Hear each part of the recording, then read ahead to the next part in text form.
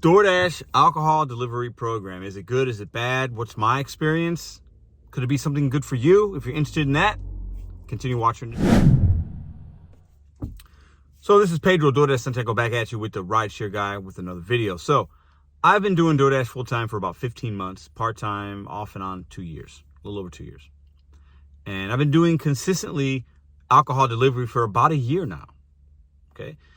Some of you guys will get an email, maybe even a text message talking about in your market if this is an option, okay? So I'm gonna go over some of the rules, the guidelines, and my experience with the program itself. Now, coming from somebody that worked in the restaurant business, I understand how to look at an ID, what are the no-way signs, as they call them, or responsible steps of alcohol serving. So I know how to spot somebody that appears to be possibly drunk.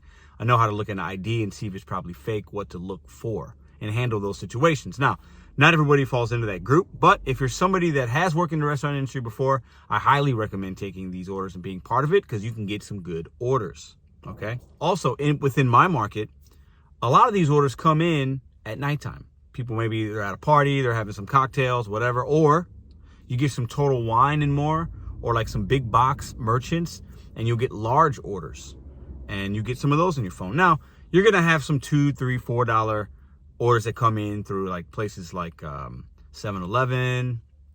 What's the other one? 7-Eleven's the main one that I do a lot of the alcohol deliveries with. You just don't take them if it doesn't fit your criteria. But a lot of the times the customers are going to tip you some money, sometimes even in cash when you do these deliveries. Now, in my experience, like I said, I definitely recommend it. Take the ones you want and don't want, but there are some guidelines. I'm going to put a few of them here and go over them with you today. Now, the first thing to know, you won't be asked to be part of the program if it's in your market unless you're 21. You have to be 21 in order to deliver alcohol. Now, in some cases, the merchant that you go to, like a 7-Eleven, might ask for your ID to confirm that you're 21. I've only had that happen one time.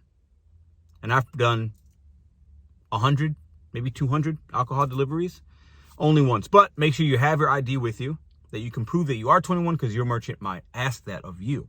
And DoorDash won't allow you to be part of the program unless you're 21 anyway, okay? Now, when you're picking up these type of items, understand you might be picking up cases of beer, cases of wine, so there's a little bit of weight involved sometimes. Consider that. Also, with DoorDash, you might get a 7-Eleven offer that says alcohol delivery, but it could also be tobacco, pack of cigarettes, some kind of vape. That's part of the program as well. So just know that going in. If the interface says alcohol delivery, you get to the 7-Eleven and it's a couple bags of chips and a pack of Newports, they consider that the same. You still have to do ID, okay? So let's read a few of the guidelines here, okay? I'll put a couple of these here. Age, ID, and verification. Now, understand that there's a few IDs that are eligible. State ID, driver's license or state ID, as long as it's not expired. If the ID is expired, don't take it. Passports or any kind of military ID, all those are eligible, okay? If somebody tries to hand you a school ID, can't take it. If the ID looks fake in any way, don't take it. Return the items, you'll get return pay, okay? Another thing to consider here, okay? Sometimes you'll have a customer will input their information to where when you go to drop off, you see a face and all their information is blacked out. All you got to do is match the ID to the face and you're good. Have them sign it on your phone, you're done. Other times you'll have to either manually type in their information, birth date and name. Other times what I do is I scan it. You can scan the back of the ID. If the scanner doesn't work on your phone or their ID's whatever weird, like it doesn't work, you could type it in, okay? I recommend scanning it. First, you want to look at the front of the ID to make sure it matches because a lot of customers will just show you the back of the ID, but that could be anybody's ID. So please have them turn it around, verify, look at the date, expiration date, real quick. It takes 5 seconds.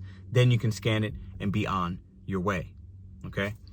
The best ones are the ones where the customer has all that information put in. They take a picture, and all you got to do is you see the actual ID in your phone. It shows up in the app.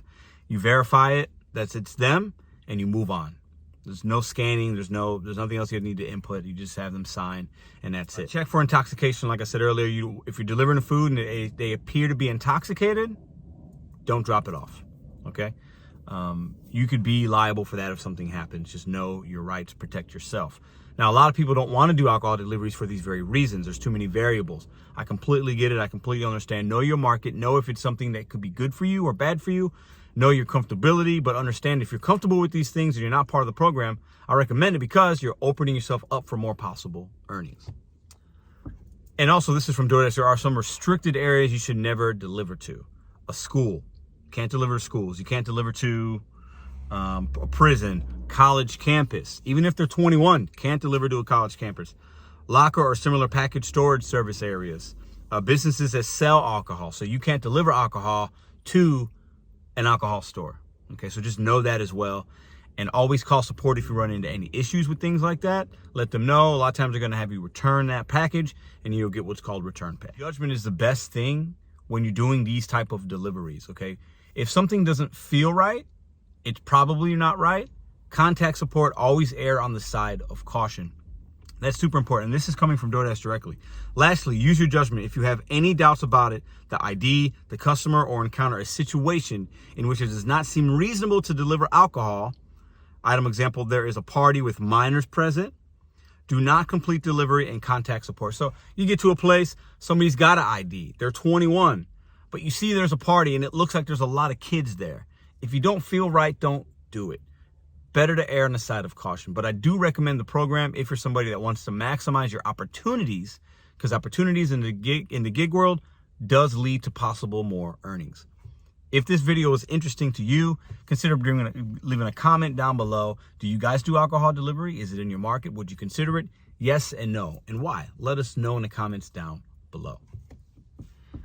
And if you're interested for more content from the RideShare Guy, check out any of these videos here. Check out the descriptions down below if you want to sign up for DoorDash or other gig apps. And we'll see you guys on the next video.